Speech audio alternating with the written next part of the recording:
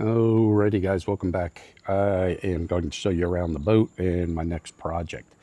This was just a standard 12-foot John boat, had the bench seats, did the front deck out of all aluminum. This was the middle seat, and then you have the front seat up there. I got to redo the back bracket seat there. Anyway, so I did the foam. Let me show you the inside. Everything is the aluminum. Everything's sealed. This is that EVA foam you get off of Amazon. I have storage up under there. This is a lithium battery, 100 amp hour.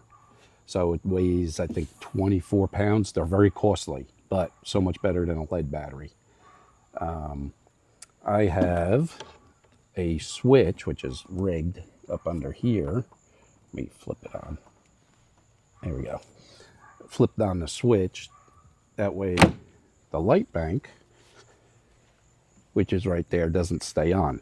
Nope, this one's on. This has cigarette lighter and I'm not going to open it, USB ports and a C port in that for charging. And that runs the inside lights. I've got one on that side, one over here, one on the front deck. You'll see right by the seat there. And the other one over here, navigation light up front. And I'm putting one in tonight on the back, right over here. I'm doing the pole, which is right there on the end. I'll show you how I do that, or I'm going to do that. But this one here will actually be blocked by the trolling motor up front. So in that, I did one on this side for the red, and the other side is the green. Let me turn them on real quick. That's my navigation. So you get the red on this side, red, and then the green on this side. That way you can't get in trouble because your green is not visible from your side. And I mounted a plate here for that. Did a plate in the very front for the trolling motor to plug in. And I also did one of these plugs on a battery charger. So I just plug it in here and it charges the battery without taking the battery out. And I have two batteries in there, big one and then a small lithium over here for the fish finder only. If you keep them separate, I found that you get a lot less interference on your fish finder. I redid the rear transom because I went up to a 9.9 Yamaha 4-stroke, and the weight on that for the transom just wasn't good just to have that one little board at the top.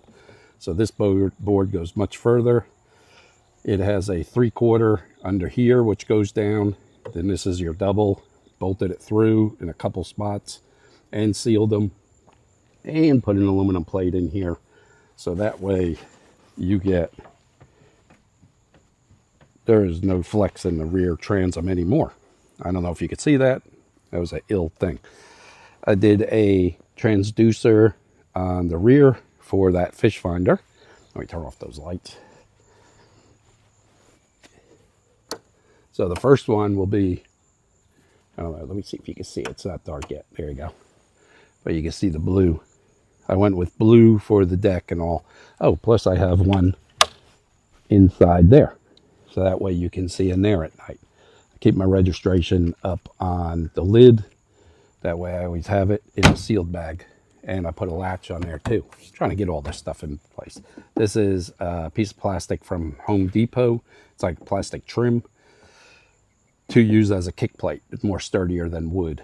And then also rubber sealed it everywhere, caulked it. All right, let me turn all those off. So tonight I got to mount a aluminum base over here so I can do the base for the light, say right here. And we can do this light here. Let me show you this up close. Okay, this is the light pole for it, for the back, but this one is actually, let me loosen this up. This is actually telescoping. So you can bring it to whatever height and then just snug it down with the center bolt. And then it stays that size. So that'll be better for storage, but also gets me above the motor. and that'll go up under the deck, just plugs in. And that'll be controlled by the switch on a separate switch for the anchor light, and then the other switch for navigational while you're moving. So anyway, let's get a bracket made for that and move on. Oh yeah, one other thing.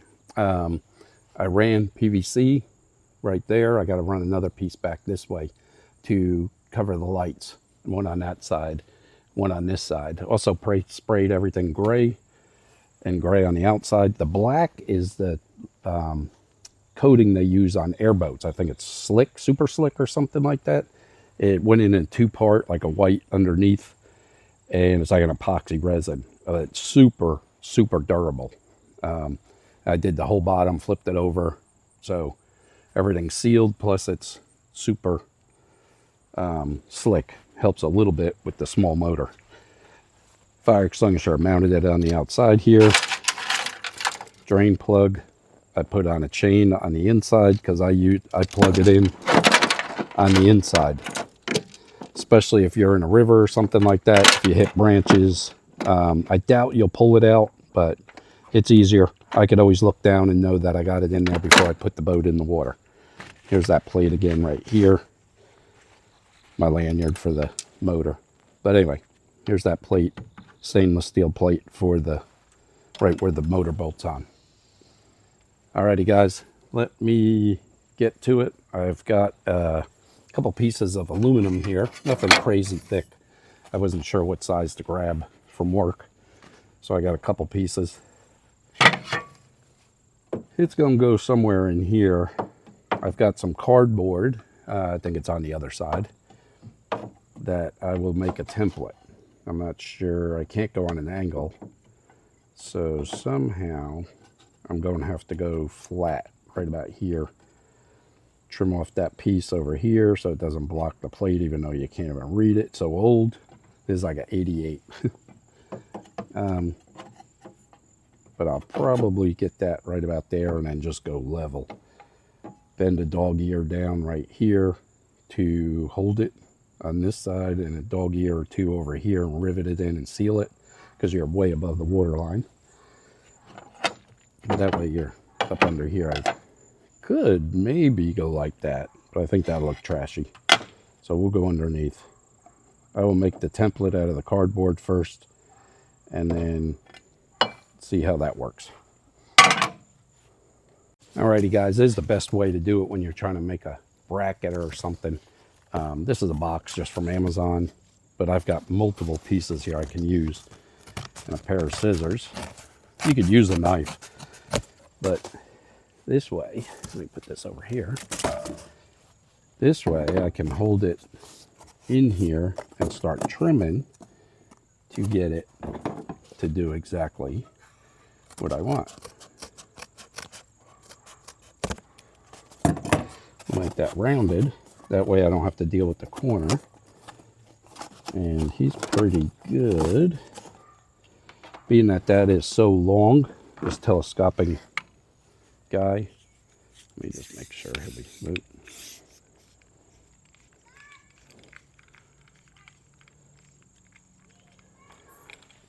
Let's see if we're going to put it right here. Oh yeah, you have plenty to get above the motor, so that won't be a problem.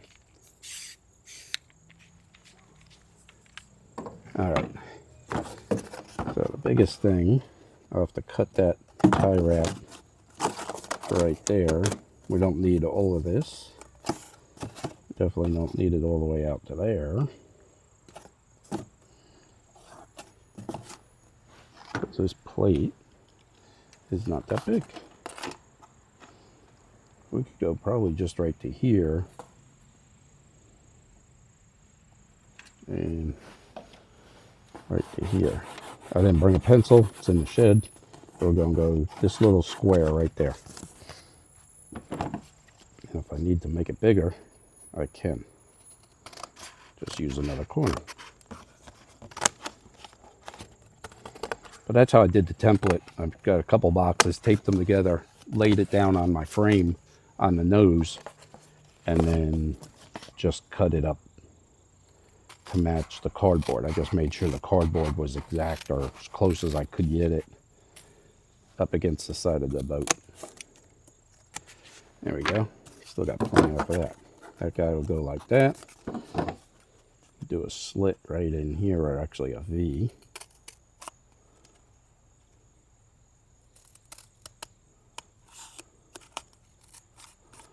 Reason I do a V is so you can bend this down, say 1/2 inch. Bend this down. There, we'll go like that. Bend him down 1/2 inch. Just like that. Like that. And it does not interfere with my plate. So now I can bring it all the way up here. Tack that in there. And that is a perfect fit.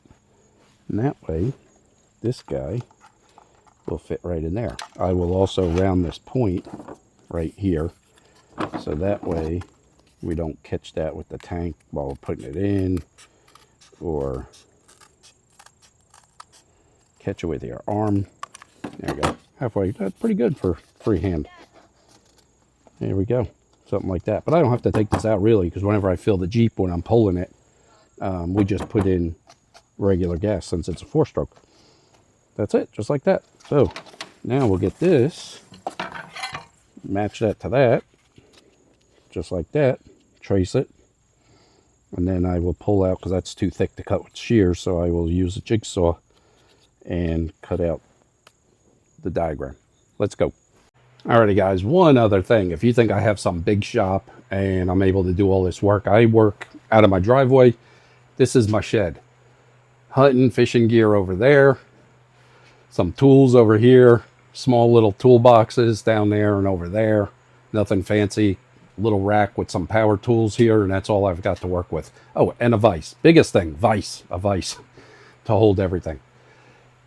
But I don't have a big shop. I don't have a lot of tools that I probably really need to do stuff. But yeah, you could do it just out of your garage. Nothing fancy here. Okay, let me get to this. All right, let me grab a pencil. I went with the smaller piece because it almost fit.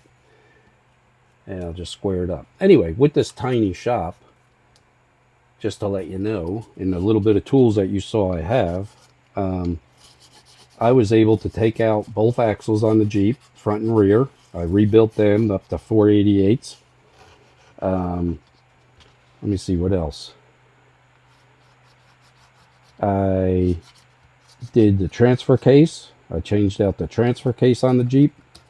Doubled the gearing on that, so it's got like a super low crawl gear. Started with a Rubicon transfer case, and then changed the gears in it to go even lower. So that thing's got a super low crawl gear. All right, so that's it. That's my mark right here. I'm going to get the jigsaw. I'm not going to show you this and waste your time, but that's it. Oh, I make targets too. This is a piece of steel, which is nowhere near, that's 1/8 inch thick. Nowhere near thick enough for what we were shooting at it.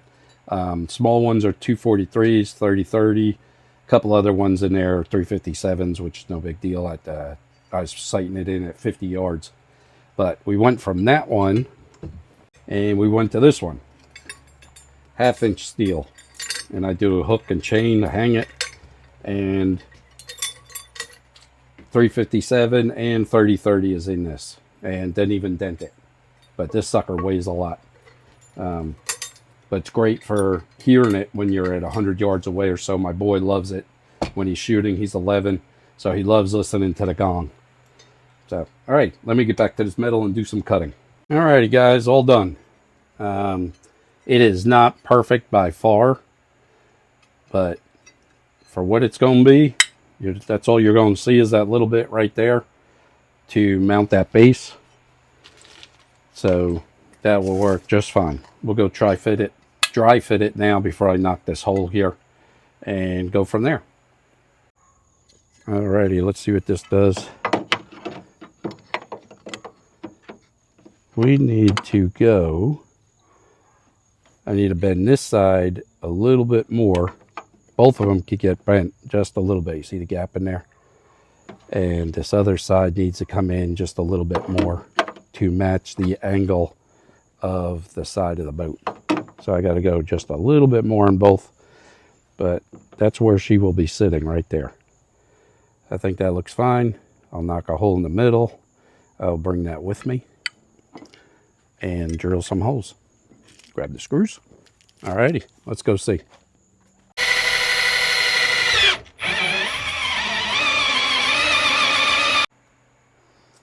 Alrighty, well, typical. We have a little dilemma just because of my ill planning. This guy makes it all the way in to there. There's like a, let me make sure. Oh, this thing's still a little warm. Aluminum's like a great heat sink. Yep, it makes it into that collar right there and doesn't want to go any further. And all my unibits like this are just not big enough. Okay, let's see what we got. And voila, with a little bit of persuading, I was able to get it in there. I want to paint it black first before I will drill these holes and drill the ones for the rivets first, and then I'll spray it all black, let it dry tonight, and install it tomorrow. Alrighty guys, so I got it.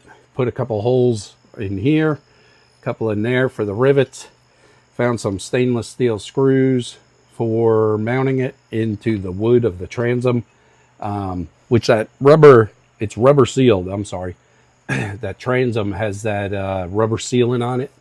So the wood is also sealed. Each layer, each piece of wood is individually sealed and then smashed together. So hopefully keep the moisture out, or it kept the moisture in. I tried to let the wood dry out as much as possible. Anyway, if you want to know how to jackleg a John boat, come back. I'll show you some more. Let's run out there because it is dark outside, and I will turn on the lights for you and let you see what the deck looks like and the compartment, storage compartment. Hold on. Alrighty, here's the control panel right here. Let's turn on the navigation lights. Sorry for the glare. That's what that looks like. I will try to clean the camera lens. Maybe that's all smudged up too. Anyway, that's what that looks like. Hold on. And this unit that I got here, the 4 switches, I'll leave a link in it. I got it off Amazon. I'll leave a link for this, my lights, everything I got off Amazon. It gives you a voltage of your battery. So I turn that one off. And this one is what lights up the deck of the boat. So let me back up. That's what that looks like. Plenty of light for at night, but yet it doesn't blind you because it's blue. I have 4, I think 4 more if I need them. Ugh. And there's the inside, to where if you have to get to something, you can still see.